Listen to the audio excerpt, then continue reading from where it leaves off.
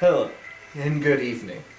I'm Rand Adler, and thank you for joining us at this hour on channel PSY14. Tonight, the topic of our show is ADHD, Attention Deficit Hyperactive Disorder, a disorder which affects millions of Americans. One of the biggest problems with ADHD is the misconception that people have about the disorder itself. Tonight we will investigate the disorder to help us better understand this affliction. You will meet a harrowing young girl in Mountain View, California who has ADHD. Then later on we will go to San Jose where we will speak with professional psychologists on this matter.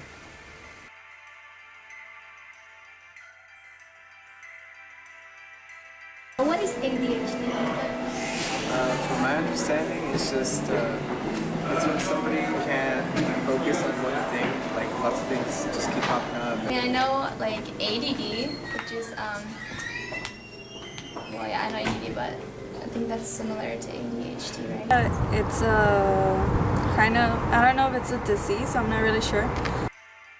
ADHD is a development neurobiological condition defined by the presence of severe and pervasive symptoms of inattention, hyperactivity, and impulsivity. Symptoms such as trouble getting organized, staying focused, thinking before acting, and making realistic plans.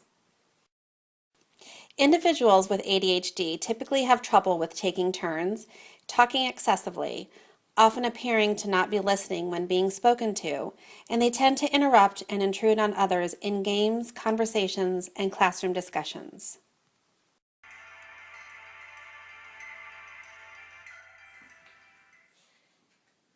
I'm always hyper when I don't have my pill.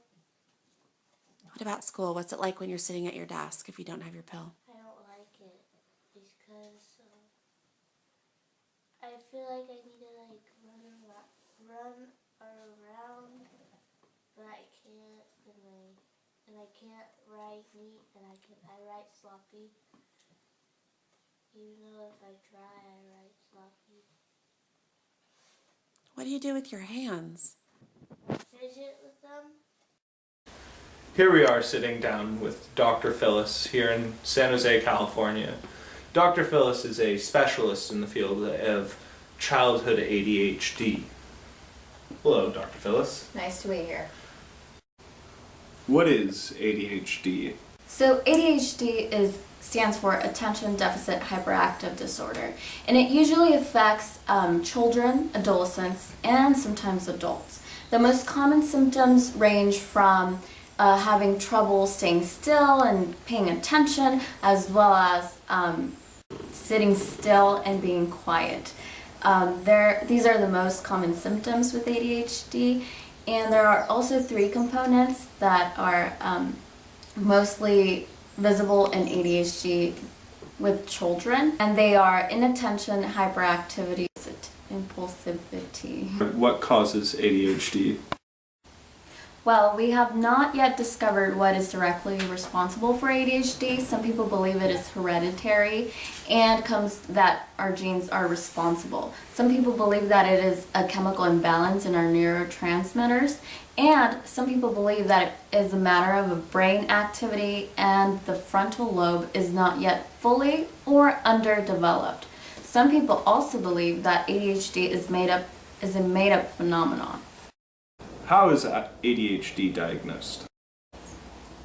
So ADHD is diagnosed through various assessments and observations of the child's behavior in various environments and interactions. So first, the psychologist will assess information about the child's behavior. Then the psychologist will directly assess the child through observations of their behavior. These observations will allow the psychologist to then finish a diagnostic profile for the child. This will also indicate whether or not the child does have ADHD. There are various diagnostic manuals used by child psychologists, all of which are very similar in method and implication. And finally, Dr. Phil, how is ADHD treated and addressed? So briefly, there are several approaches which can be effective. They are most effective in a combination though. Medication prescribed by a physician helps curb hyperactivity, impulsivity, and supports focus in these children. There are methods and strategies for the parents to better manage, interact, and assist the child. Most importantly though, learning strategies for the child such as teaching the child social skills, tracking the child's behavior, rewarding good behavior, more one-on-one activities, which will also provide successful functionality. Among the treatments available are medication, with stimulants being the first line of drug treatment, behavioral therapy, parent training, and ADHD and school. Wow, thank you, Dr. Phil. That was so informational. Yeah. Thank you for joining us today. It's very nice meeting you. It was my pleasure. Thank you. Thank you.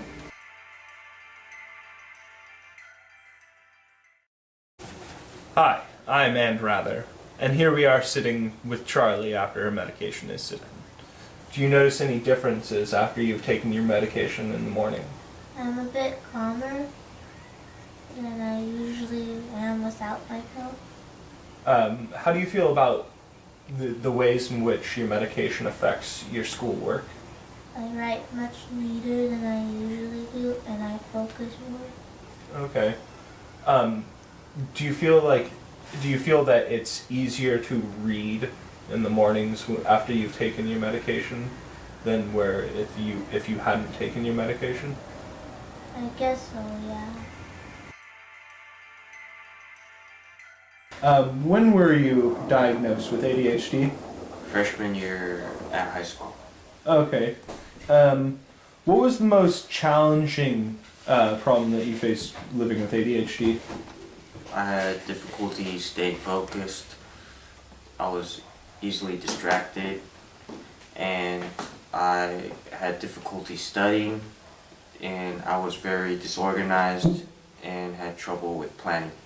Do you have any methods or strategies which you use? Well, just very simple. I exercise, I sleep right, I eat right. So I eat foods that are low in sugar Mhm. and high in protein and carbohydrates. How do you deal with that? The feeling like there's this major confliction in your brain. It used to affect me a lot with my studies. Right now, I learned to control it. It's just naturally. I kind of outgrew it. Right. I mean, it's still there. Uh-huh. So that's how I deal with it. And thank you for joining us tonight in our investigation and a view into the world of attention deficit hyperactive disorder. Though we only brushed against the tip of the iceberg, we have been able to take a look into the lives of those who live with ADHD. We have seen that awareness and early intervention are essential to the success of the lives of those who live with ADHD.